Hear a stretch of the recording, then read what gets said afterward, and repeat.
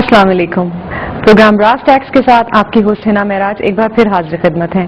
ہمارے اسٹوڈیو میں اس وقت موجود ہیں ہمارے ایکسپرٹ جناب زید حامد صاحب. السلام علیکم زید صاحب.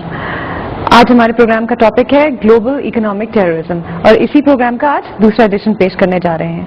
پچھلی بار ہم نے اختتام کیا تھا اپنے پروگرام کا اس بات پر we discuss the origin of paper money. اس کی شروعات کے بارے میں ہم نے بات کی تھی.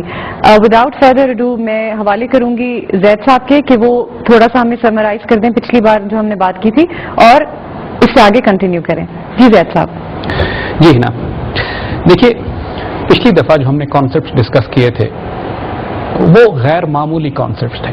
یعنی ہماری قوم نے پہلی دفعہ اس کو یہ اندازہ ہوا کہ یہ گلوبل کنسپریسی، یہ ایک گلوبل ڈومینیشن کی جو سازش ہے جو زائنسٹ نے اور جیوز نے اور فری میسنز نے بنائی پچھلے 200-300 سال میں، جس کا پرٹیکولرلی جس کو انہوں نے ایکسلریٹ کیا اس دنیا پر اپنا غلبہ حاصل کرنے کے لیے، اس کا ایک ناپاک چہرہ ہم نے آپ کو دکھایا تھا. یہ اس سے پہلے کہ ہم اس سے آگے جائیں تھوڑا سا ہم آپ کو بات یہ واضح کر دیں کہ ہم اس پر اتنا ایمفسائز کیوں کر رہے ہیں. دیکھیے آج دنیا میں تمام انسانیت کو جو تکلیف پہنچ رہی ہے، جو دکھ پہنچ رہا ہے، جو قحط نازل ہو رہا ہے، جو فوڈ شارٹیجز ہیں، جو فیول سپلائیز کی کمی محسوس ہو رہی ہے، جو گلوبل وارمنگ ہے، جو اوشنز پولوٹ ہو رہے ہیں، جو آئس ایج کی بات ہو رہی ہے، جو اوزون ڈیمیج ہوئی ہے، جو سمندر پولوٹ ہو گئے ہیں، جو سمندر مچھلیاں ختم ہو گئی ہیں سمندر سے اوور فشنگ کی وجہ سے، یہ جتنے بڑے بڑے ہولناک فسادات ہیں جو اللہ کی زمین میں فساد ان لوگوں نے برپا کیا ہے، ان سب کے پیچھے ایک وجہ ہے، وہ ربا کا کیپٹلسٹ اکنامک سسٹم جس میں سود یا ربا جس کی بنیاد ہے اور جس سارے نظام کو چلانے والے چند زائنسٹ یہودی ہیں. یہ اتنی خوفناک اور اتنی بڑی بات ہے کہ اسی لیے ہم نے عرض کیا تھا کہ ہم تیز نہیں جائیں گے. We want you to understand کہ یہ کانسیپٹس ہیں کیا کہ پوری دنیا کو آج تباہی کے دہانے پہ یہ لے کر آ گئے ہیں مغضوب علیہ، ایسے لوگ جن پر اللہ کی لعنت ہے. اور ان لوگوں کوئی وجہ ہے کہ اللہ کے رسول صلی اللہ علیہ وسلم نے ربا کے خلاف اور ان لوگوں کے خلاف اعلان جنگ کیا ہوا ہے.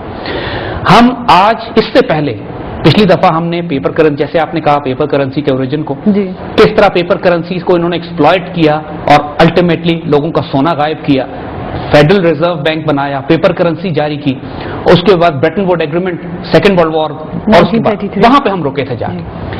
آج ہم اس سے آگے نہیں جائیں گے بلکہ ہم اس سے کئی ہزار سال پیچھے جائیں گے. ہم ریٹروسپیکٹ میں بات کر رہے ہیں آج. بالکل.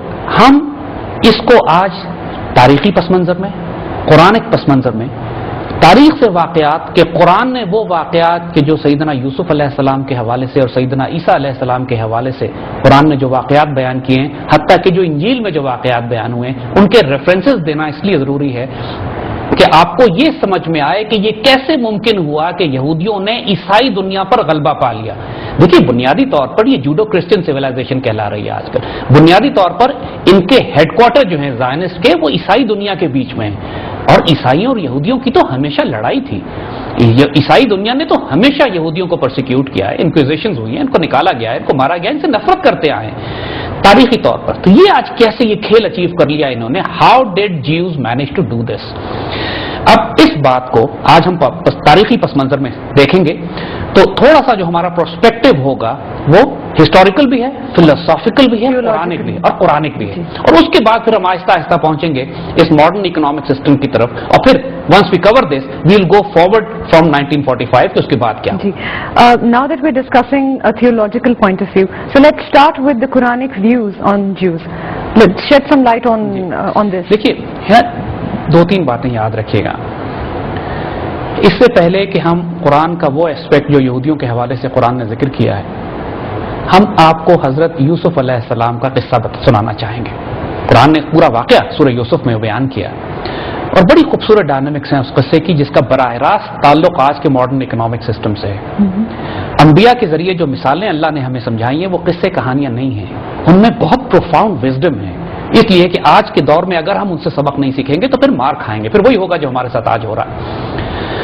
حضرت یوسف علیہ السلام کے سارے قصے کو ہم چھوٹا کرتے ہیں اور وہاں پہنچتے ہیں کہ جہاں پر وہ جیل سے باہر آتے ہیں اور عزیز مصر اور مصر کا بادشاہ ان سے یہ کہتا ہے کہ میں آپ کو کوئی عہدہ دینا چاہتا ہوں, آپ آئیے اور میری حکومت میں شامل ہو جائیے. تو یوسف علیہ السلام اس سے یہ کہتے ہیں کہ مجھے تم خزائن الارض دے دو, یعنی زمین کے خزانے میرے حوالے کر دو. دوسرے لفظوں میں فائنانس منسٹری کی پوسٹ مانگی انہوں نے, یعنی دوسرے لفظوں میں انہوں نے زمین کے جتنے بھی ministry of petroleum and mineral and natural resources انہوں نے مانگی, کیونکہ زمین کے خزانے یہی ہوتے ہیں. اور انہوں نے جو آرگومنٹ دی بادشاہ کو وہ یہ دی کہ میں حفیظ بھی ہوں اور میں علیم بھی ہوں. دیکھیے دو بہت فنڈامنٹل کوالٹیز ہیں اس شخص کی جو اپنی قوم کے فائنانسز مینج کرتا ہے. یعنی اس کو علیم بھی ہونا ضروری ہے, مطلب ہی شوڈ بی وائز مین, اس کو یہ معلوم ہو کہ یہ اکنامک سسٹم مینج کیسے کرنا ہے, منی سپلائی کنٹرول کیسے کرنی ہے. دوسرا اس کو حفیظ ہونا ضروری ہے کہ وہ حفاظت کرے, خیانت نہ کرے. اگر کسی شخص کو اتنی طاقت دے دی جائے کہ وہ ملک کے فائنانسز اور اکنامک سسٹم کنٹرول کرے, منی سپلائی کنٹرول کرے, تو وہ پوری قوم کی تقدیر بدل سکتا ہے. اب یہ دیکھیے کہ یوسف علیہ السلام کو اس سے پہلے ایک اسپرچل انٹیلیجنس مل چکی تھی. وہ جو خواب کا قصہ ہے سارا کہ بادشاہ نے خواب دیکھا اور انہوں نے بتایا کہ 7 سال کی فراوانی ہوگی گندم کی, غلے کی, اور اس کے بعد 7 سال کا قحط آئے گا. ایک کرائسس ایٹ ہینڈ تھا. دیکھیے ہم نے پچھلے پروگرام کیے تھے اپنے اسپرچل ڈائمینشنز کے, اس میں اسپرچل انٹیلیجنس کا اسپیکٹ بھی شامل ہے کہ یوسف علیہ السلام کو ایک اسپرچل انٹیلیجنس ملی. اس کے بعد اللہ نے ان کو ظاہری دنیا میں موقع یہ دیا کہ آپ اس دنیا کے فائنینشیل کنٹرول, فائنینشیل مینجمنٹ آپ کے ہاتھ میں آ جائے. اور یوسف علیہ السلام نے چوز کیا کہ مجھے فائنینشیل مینجمنٹ دی جائے.